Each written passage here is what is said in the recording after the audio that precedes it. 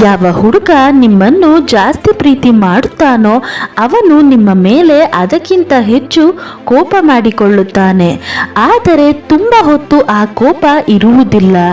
ನೀವು ಯಾವುದಾದರೂ ವ್ಯಕ್ತಿಯೊಂದಿಗೆ ಬರೀ 4 ನಿಮಿಷ ಸಮಯವನ್ನು ಕಳೆದಿದ್ದರೆ ಅವನು ಗೆಳೆಯನಾಗುತ್ತಾನೋ ಅಥವಾ ಅದಕ್ಕಿಂತ ಮೀರಿ ಗೆಳೆತನವಾಗುತ್ತೋ ಎಂದು ಗೊತ್ತಾಗಿ ಬಿಡುತ್ತದೆ. ಅದಕ್ಕಾಗಿ ನೀವು ಒಬ್ಬ ಹುಡುಗನಾಗಿದ್ದರೆ ನೀವು ಹಾಕುವ ಬಟ್ಟೆ ಮತ್ತು ಮಾತಿನ ಮೇಲೆ ಲಕ್ಷ್ಯವಿರಲಿ. ನೀವು ಪ್ರೀತಿಸುವವರು ನಿಮ್ಮನ್ನು ನೆನಪಿಸಿಕೊಳ್ಳುತ್ತಾರೋ ಇಲ್ಲವೋ ಎಂದು ತಿಳಿದುಕೊಳ್ಳಬೇಕಾದರೆ ಸ್ವಲ್ಪ ದಿನ ಅವರಿಂದ ದೂರವಿದ್ದು ನೋಡಿ.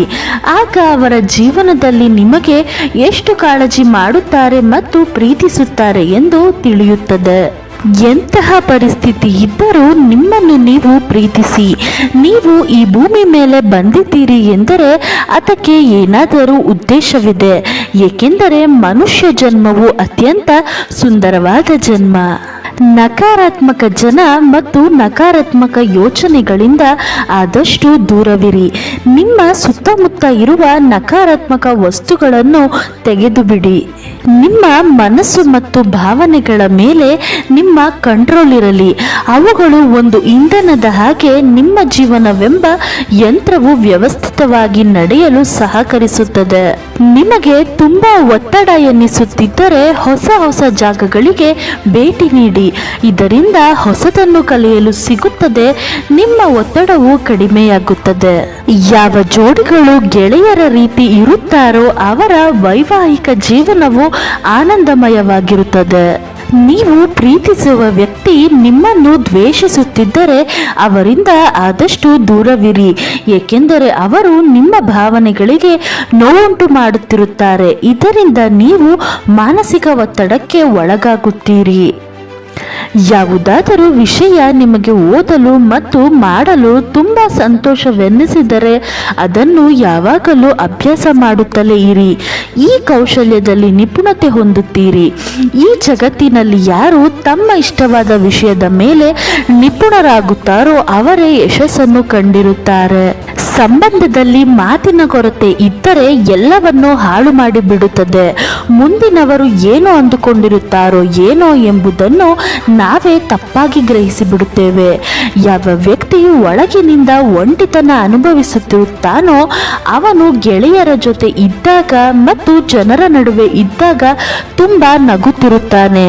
ಮನೋವಿಜ್ಞಾನ ಹೇಳುವಂತೆ ನೀವು ಯಾರಿಗಾದರೂ ನಿಮ್ಮ ಭಾವನೆಗಳನ್ನು ಎಷ್ಟು ಸಮಯ ಮರೆ ಮಾಡುತ್ತೀರೋ ಅಷ್ಟು ಕಷ್ಟ ನೀವು ಆ ವ್ಯಕ್ತಿಗಳಿಗೆ ಬೀಳುತ್ತೀರಿ. ಹುಡುಗಿ ಹೇಗೆ ನಿಂತಿದ್ದಾಳೆ ಎಂಬುದರ ಬಗ್ಗೆ ಗಮನ ಕೊಡಿ. ಅವಳು ನಿಮ್ಮ ತೋಳುಗಳನ್ನು ದಾಟಿದರೆ ಅದು ನಿರಾಕರಣೆಯ ಬಲವಾದ ಸಂಕೇತವಾಗಿದೆ.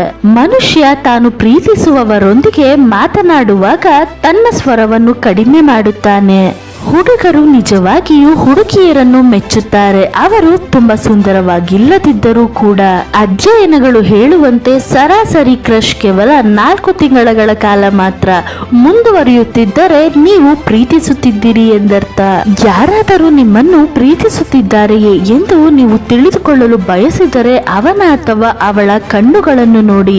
ನಾವು ಪ್ರೀತಿಸುತ್ತಿರುವಾಗ ಶೀನ್ಯ 45% ರಷ್ಟು ವಿಸ್ತಾರವಾಗುತ್ತದೆ. ಅವನು ಅಥವಾ ಅವಳು ಏಕಾಂಗಿ ಅಥವಾ ಲಭ್ಯವಿರುವ ಸುಳಿವು ನೀಡುವುದು ಸಾಮಾನ್ಯವಾಗಿ ಈ ವ್ಯಕ್ತಿಯ ಆಸಕ್ತಿಯ ಬಲವಾದ ಸಂಕೇತವಾಗಿದೆ.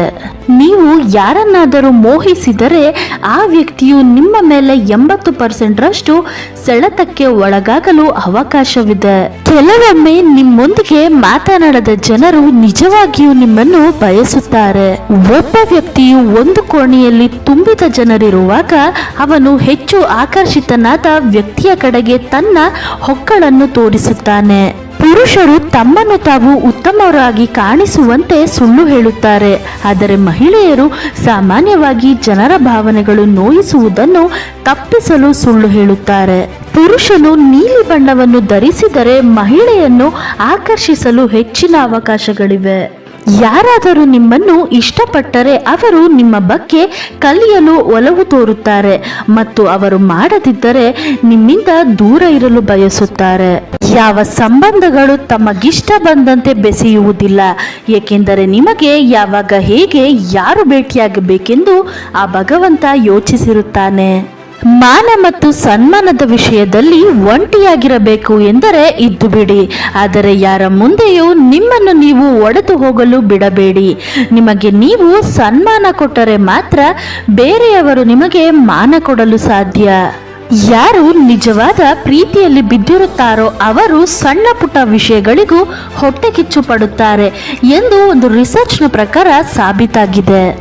ವಿಶ್ವಾಸ ಮತ್ತು ನಿಮ್ಮನ್ನು ನೀವು ಸಮರ್ಪಿಸಲು ಇಬ್ಬರು ಆತ್ಮೀಯ ಗೆಳೆಯರು ಸಾಕು. ಹೆಚ್ಚು ಜನಗಳ ಗೆಳೆತನ ಇದ್ದರೆ ನಿಮಗೆ ಮಾನಸಿಕ ಖಿನ್ನತೆ ಆಗಬಹುದು ಮತ್ತು ಒತ್ತಡ ಹೆಚ್ಚಾಗಬಹುದು. ಕೇವಲ ಜನರು ನಿಮ್ಮನ್ನು ದ್ವೇಷಿಸಲು ಕಾರಣವೆಂದರೆ ಅವರು ಏನಾಗಬೇಕು ಎಂದು ಬಯಸಿರುತ್ತಾರೋ ಅದರ ಪ್ರತಿಬಿಂಬ ನೀವಾಗಿರುತ್ತೀರಿ. ತುಂಬಾ ದುಃಖದಲ್ಲಿರುವಾಗ ಕಣ್ಣೀರನ್ನು ಹಿಡಿದಿಟ್ಟುಕೊಂಡು ಸಾಮಾನ್ಯ ರೂಪದಲ್ಲಿ ನೀವು ವರ್ತಿಸಿದರೆ ಅದು ನಿಮ್ಮ ಮೆದುಳು ಮತ್ತು ಹೃದಯದ ಮೇಲೆ ಒತ್ತಡವನ್ನು ಹಾಕುತ್ತದೆ. ಆದ್ದರಿಂದ ದುಃಖವಾದಾಗ ಅತ್ತು ಬಿಟ್ಟರೆ ಆರೋಗ್ಯವಾಗಿರುತ್ತೀರಿ. ಒಬ್ಬ ವ್ಯಕ್ತಿಯ ಜೊತೆ ನೀವು ಯಾವಾಗಲೂ ಮಾತನಾಡುತ್ತಿದ್ದರೆ ಅವರ ಪ್ರೀತಿಯಲ್ಲಿ ಬೀಳುವ ಸಂಭವ ಹೆಚ್ಚಿರುತ್ತದೆ. ಜವಾಬ್ದಾರಿಗಳು ಮನುಷ್ಯನನ್ನು ಸಮಯಕ್ಕಿಂತ ಮುಂಚೆ ಪ್ರಬುದ್ಧನನ್ನಾಗಿಸುತ್ತದೆ. ಸಮಯವನ್ನು ಎಲ್ಲ ತುಂಬಾ ಇಷ್ಟಪಡುತ್ತಾರೆ, ಆದರೆ ಸಮಯವನ್ನು ತುಂಬಾ ತಪ್ಪಾಗಿ ಉಪಯೋಗ ಮಾಡಿಕೊಳ್ಳುತ್ತಾರೆ. ತ್ಯಾಗವಿಲ್ಲದೆ ನಮಗೆ ಏನನ್ನು ಗಳಿಸಲು ಸಾಧ್ಯವಿಲ್ಲ. ಒಂದು ಶ್ವಾಸವನ್ನು ತೆಗೆದುಕೊಳ್ಳುವ ಮೊದಲು ಇನ್ನೊಂದು ಶ್ವಾಸ ಬಿಡಲೇಬೇಕು. ಶರತ್ಕಾಲದಲ್ಲಿ ಕೇವಲ ಮರದ ಎಲೆಗಳು ಉದುರಿ ಬೀಳುತ್ತವೆ, ಆದರೆ ಒಬ್ಬರ ಮನಸ್ಸಿನಿಂದ ಕೆಳಗೆ ಇಳಿಯಲು ಯಾವ ಕಾಲವೂ ಇರುವುದಿಲ್ಲ. ಒಂದೇ ಸಮಯದಲ್ಲಿ ಇಬ್ಬರು ವ್ಯಕ್ತಿಗಳನ್ನು ಪ್ರೀತಿ ಮಾಡಿದಾಗ ಪ್ರೀತಿಯ ತೀವ್ರತೆಯಲ್ಲಿ ವ್ಯತ್ಯಾಸ ಇರುತ್ತದೆ. ಜೀವನದಲ್ಲಿ ಬಿರುಗಾಳಿ ಅವಶ್ಯಕವಾಗಿದೆ. ಇದರಿಂದ ಗೊತ್ತಾಗುತ್ತೆ ಯಾರು ಕೈ ಬಿಟ್ಟು ಹೋಗುತ್ತಾರೆ, ಯಾರು ಹಿಡಿದು ನಿಲ್ಲುತ್ತಾರೆ ಎಂದು. ಹೃದಯವನ್ನು ಹಂಚುವುದಕ್ಕಿಂತ ಒಂದು ಸಸಿಯನ್ನು ಹಂಚಿ, ಯಾಕೆಂದರೆ ಅವುಗಳು ಗಾಯ ಮಾಡುವುದಿಲ್ಲ, ನೆರಳನ್ನು ನೀಡುತ್ತವೆ. ಕಣ್ಣಲ್ಲಿ ಎಷ್ಟೇ ನಿದ್ದೆ ಇದ್ದರೂ ಮಲಗಬೇಡ. ಈ ಸಮಯದಲ್ಲಿ ಏನಾದರೂ ಸಾಧಿಸು. ಈ ಸಮಯವನ್ನು ಕಳೆದುಕೊಳ್ಳಬೇಡ. ಏನು ಪ್ರಾಪ್ತವಾಗಿದೆಯೋ ಅದೇ ಪರ್ಯಾಪ್ತವಾಗಿದೆ. ಈ ಎರಡು ಶಬ್ದದಲ್ಲಿ ಲೆಕ್ಕವಿಲ್ಲದಷ್ಟು ಸುಖವಿದೆ. ಸೈಕಾಲಜಿ ಪ್ರಕಾರ ನೀವು ಒಬ್ಬ ಒಳ್ಳೆಯ ವ್ಯಕ್ತಿ ಎಂದು ಹೇಳುವ 6 ಲಕ್ಷಣಗಳು. ನೀವು ಯಾವಾಗಲೂ ಒಬ್ಬರಿಲ್ಲದಿದ್ದರೆ ಮತ್ತೊಬ್ಬರಿಗೆ ಒಂದಲ್ಲ ಮತ್ತೊಂದು ರೀತಿಯಲ್ಲಿ ನೆರವಾಗುತ್ತೀರಿ. ನೀವು ತುಂಬಾ ದಯಾಳು ಹಾಗೂ ಎಲ್ಲರನ್ನು ಸುಮ್ಮನೆ ಬೇಗ ಜಡ್ಜ್ ಮಾಡುವುದಿಲ್ಲ. ನೀವು ತುಂಬಾ ಉದಾರ ಸ್ವಭಾವದವರು, ಯಾರಿಗೂ ಇಲ್ಲ ಎಂದು ಹೇಳುವುದಿಲ್ಲ. ನೀವು ನಿಮ್ಮ ಪ್ರೀತಿಯ ರಿಲೇಶನ್ಶಿಪ್ ಅಲ್ಲಿ ತುಂಬಾ ನಂಬಿಕಸ್ಥರು. ನೀವು ಯಾವಾಗಲೂ ನಿಷ್ಠಾವಂತರಾಗಿರುತ್ತೀರಿ ಹಾಗೂ ಒಳ್ಳೆಯ ಗುಡ್ ಮ್ಯಾನರ್ಸ್ ಅನ್ನು ಪಾಲಿಸುತ್ತೀರಿ. ನಿಮಗೆ ಯಾರ ಒಟ್ಟಿಗೆ ಯಾವ ರೀತಿ ಮಾತಾಡಬೇಕೆಂದು ಸರಿಯಾಗಿ ತಿಳಿದಿರುತ್ತದೆ.